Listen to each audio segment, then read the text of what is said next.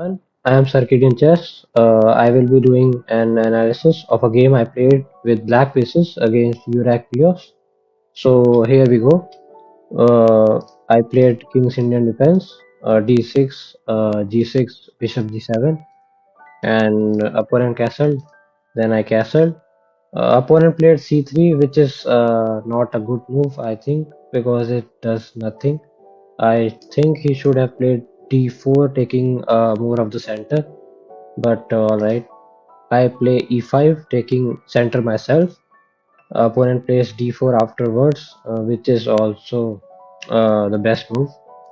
Now I play knight to c6, developing my knight. Opponent plays h4. It seems like a weird move, like overextending your pawns in the castle king side. So I play d5, which was not a good move, as I am losing a pawn here after basically uh, opponent takes, and then I play knight to a5 to protect my knight. Now opponent can take. Now I take. He takes, and I can take with my queen or bishop. So I am down a pawn in this version. So it was not a good move. Opponent obviously takes on d5 as Indian suggested. Although I don't play a knight to a5, I instead take with a knight, which is a feasible move. It's not like a bad move per se. Now opponent threatens my queen here with bishop to g5. Now I here make a huge blunder. I play pawn to f6. So that's not a good move. Obviously, that's a blunder because now opponent can basically uh, opponent can basically do txe5. He takes if he takes on pawn my pawn on e5. Now I have to take his bishop. Now he has this move, queen taking my knight. Obviously, I will move my king to h8. Now he can take my pawn, I guess. So opponent is obviously up a pawn. No, actually he's up two pawns, so it's losing pretty much, and my king is like wide open here. Uh, he has this amazing battery with the queen and light square bishop, so it's losing. So that was a big blunder. Opponent misses that, so that's why it's coming missed win. But still, it's not like very bad move, I think. Now he's pressing my knight. My knight is only protected by my queen, but he is attacking with his bishop and his queen. So there are two attackers and one defender. So obviously, I needed to protect my knight, but I thought I can trade my knight with his dark square bishop, but it was a mistake because now opponent can take. I have to move my king. Now opponent has this move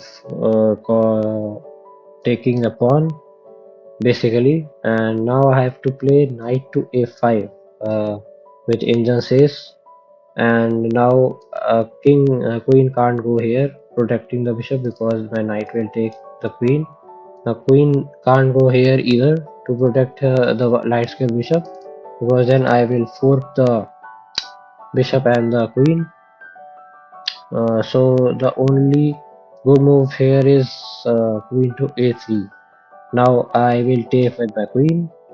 Now here the important thing is he should not take my knight here, as my king is queen is here. So he has to go rook to e5 first, so that my queen moves to d8 maybe. Uh, like if I take. He has this move taking my rook, so obviously it's losing for me pretty much. So obviously I have to move my queen. I can go to queen d8. Now he takes my knight. Now he's, as engine says, he's winning. So basically that's how bad it is for me. Now opponent doesn't do that obviously. He takes my pawn with his knight. Now I take his pawn on d4, which is not a good move. Obviously, he has so much threat here in this square, f7 square, because his knight can basically fork my king and queen. So my rook is defending this square. I have to trade it with his knight if he tries to fork it, fork my king and the queen. So I take his pawn, which is not a good move. Engine says here knight to a5, as I told you earlier. So in both sequences, the sequence one where opponent takes with his pawn, and the second sequence where opponent takes with the knight. My only best move is to play knight to a5. I didn't find it obviously. So I took his pawn. I thought I have material down. I should take his pawn. Now opponent obviously tries to fork. I have to trade it. Trade opponent's knight with my rook. Now opponent takes my rook.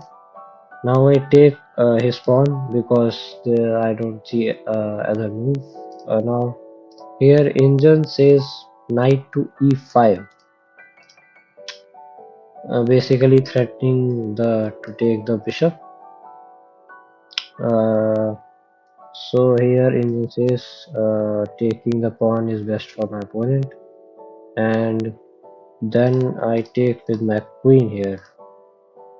It's pretty much dangerous to just let your king wide open. Like your king is very unsafe because of his light square bishop and queen attacking. I don't think I would have played this move, queen to d4. So obviously I didn't see it. I just took the pawn. Now opponent blunders a full piece here again. Uh, it's his first blunder of this game, I think. Yes, this is his first blunder. So this is a blunder because now I can take his rook. Now if he takes my queen, now I have this amazing move. Pawn takes b2. Now here, whatever opponent plays, I can just queen by taking his rook. The only thing he can do here to prevent me queening is just taking my pawn, which is basically losing for him. He will lose his rook anyway, whatever he does. So that's losing for him. So opponent plays knight to d2, uh, basically developing his knight. I queen and by taking his rook. Now opponent plays king h2, obviously get out of the check. Now I check him and fork basically the king and the bishop. So obviously opponent has to do something of the check about the check, and now I take the light square bishop. Now opponent plays knight to f3. I don't know what that is, but Angel says it's fine. Now I look for trading pieces because I'm up so much material. I should trade the pieces and just win in the end game. Now opponent plays knight to g5, basically creating this protected knight around my king for some counterplay maybe in future. Now I play knight to e5, wanting to go to knight f3 and trading the knights. Opponent threatens my knight by playing f4. Now here I obviously play the best move here. which is knight to f3. For king, I shouldn't say for king, his king and his knight, but I want to trade off as many pieces as possible. So he has no option but to take my knight, or he can just move his king, but I don't think that's a good move. And some of you might be thinking that if he takes my knight, uh, can I take back with my basically bishop? He is having two pieces for one, but here if he takes my knight, I have this in between move, uh, checking his king. Now he has to move somewhere, and now I can take his knight, and basically I got his knight with my knight. So opponent doesn't take my knight. He is not interested, but so I am interested obviously to tear down pieces and just win in the endgame. He takes. I threaten his queen. He takes my pawn.